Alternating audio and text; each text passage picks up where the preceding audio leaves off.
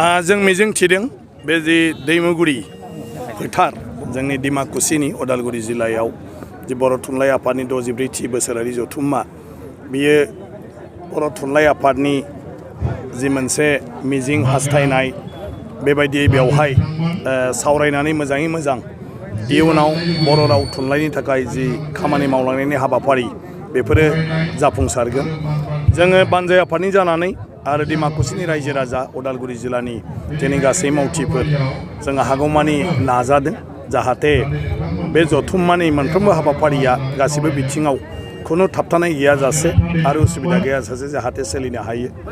बेवहाय दिनै माखासे मोजां आयदाफोरनि सायाव सावरायनाय जादों। मोनसेया जाहैबाय जाय सुबुंफ्रा बर' नङा नाथाय बर'जों थाफानानै बर'नि खामानि मावगासिनो दं, बर' रावखौ बाहायगासिनो दं, बेफोरबायदि सुबुंफोरखौ मान होनायजों लोगोसे बिथांमोननि गोसोनि मोन्दांथिखौ बेवहाय लानाय जादों। मैया बिथांमोना फैजोबदोंमोन। जों गोबाङानो बावनानै थानो नागिरो जे इस्माइल हुसैन मानव गेदेर बिथाङा जुदिअ बर' नङा नाथाय बर' रावखौ दिनै इउनिभारसिटियाव फोरोंगासिनो दङ आरो गिबि बिथाङानो गुवाहाटी इउनिभारसिटि केम्पासनि बर' डिपार्टमेन्टनि हेडमोन आरो दा एसिस्टेन्ट प्रफेसर हिसाबै गुवाहाटी इउनिभारसिटियाव फोरोंगासिनो दं आरो जोंनि फ्राय बर'आव MA जानाय सुबुंफ्रा गोबाङानो बिथांनि फरायसा। दा बिथां बायदिखौ जों माब्लाबाबो बेबायदि मोनसे जौस्राङाव लाबोनानै बिथांनि साननाय, बिथांनि मोनदांनाय, बिथांनि नुनाय बेफोरखौ जोङो बुंहोनाय जाया बा मोनथिनानै लानाय जाया। आरो बेबायदिनो जोंहा गोबां माखासे आलासिफोर मैया फैदों जाय बिथांमोनहा सोरबा बर' बिजोङाव फरायदों, सोरबाया बर'आव फोरोंगिरिनिबो खामानि मावदों आरो नङाब्लाबो बर' राव थुनलाइखौ बिथांमोना बाहायबाय थादों। बिथांमोन बायदि गासै प्रफेसर, सोरबा गाहाय फोरोंगिरि, सोरबा फोरोंगिरि आरो गुबुन ससियेल वार्कार बेबायदिखौ मैया गासैखौ बर' थुनलाइ आफादा हांख्रायजोबनानै बिथांमोननिफ्राय माखासे भिउ बिथांमोननि नुनायाव बर' थुनलाइ आफादा मा बेखौ लादों। बे मोनसे गोदान हाबाफारि आरो आं सानो बेबायदि बर' गोरों सुबुंफोरखौ जुदि जों बर' थुनलाइयाव लाफायो आरो बर' थुनलाइनि सरसा खालामो अब्ला लासै लासै बर' राव थुनलाइखौ गुबुन हारिफ्राबो बयबो बोजबगोन आरो बयबो स्टाडि खालामगोन, बर' रावखौबो बयबो सोलोंगोन, बेबायदि मोनसे आबहावाया फैगोन। बिनि अनगाबो जोङो जायफ्रा PhD खालामबाय आरो PhD खालामगासिनो दं बर' साबजेक्टआव, बर' डिपार्टमेन्टआव, बिथांमोननि गेजेराव मोनसे सावरायनायनि मोनसे हाबाफारि खालामनानै होनाय जादोंमोन जे दिनै बिथांमोननि जिथु संबिजिरनाय, जिथु स्टाडि खालामबाय थानाय, रिसार्च खालामबाय थानाय बेफोरनि बेलायाव बर' राव थुनलाइयाव माबायदि आंखाल दं आरो जायफोरखौ सुफुंनो थाखाय बर' थुनलाइ आफादा माबा मोनसे हाबाफारि लानांगोन। बेबायदि मोनसे मोजां मैया बे थुनलाइजों जायफ्रा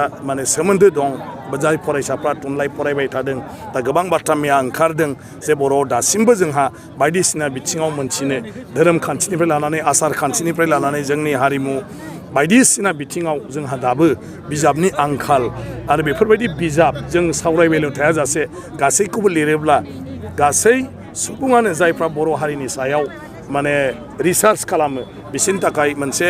गोरलै राहा जायो बा सहाय जायो होननानै बिथांमोना बुंदों। आरो जोंनाव गोबाङावनो थांनानै सोंहैनायाव सब मोनथिस्लाबजोबैनि थाखाय जायफ्रा रिसार्च खालामग्राफोर बिसोरनि थाखाय गोबां सम लानांगौ जायो होननानै बुंदों। सासेनावनो जों गासिखौबो मोना, बेबायदि मोनसे बाथ्रा मैया ओंखारदों आरो बेफोरखौ जों बोरै फोलोमनो हायो बेखौ नाजानाय जागोन। बे मोजां हाबाफारि आरो दिनैनिफ्राय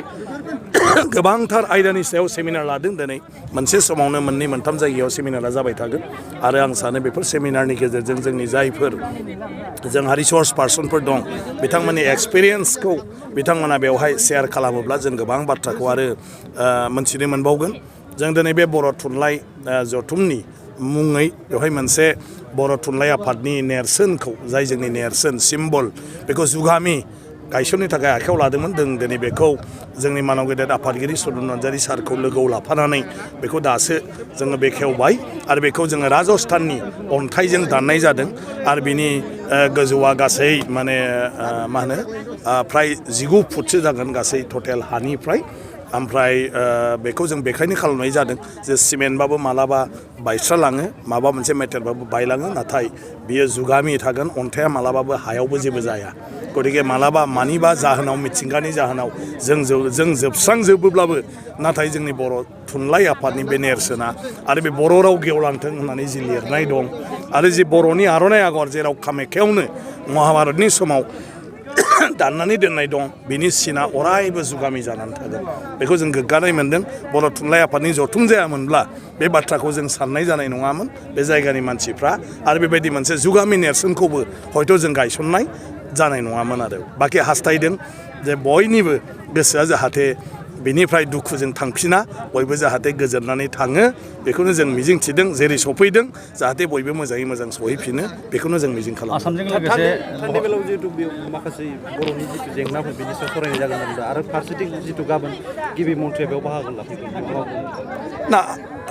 माने जथुमानो जोंना सावरायनायखा मोनफ्रोमबो बोसोरारि जथुमावनो बर' राव थुनलाइनि सायाव आरो बेबायदिनो बेजों सोमोन्दो थानाय आयदाफोरनि सायाव बायदिसिना जेंनाफोरखौ बे जथुमाव सावरायनाय जायो आरो जिल्लाफ्राबो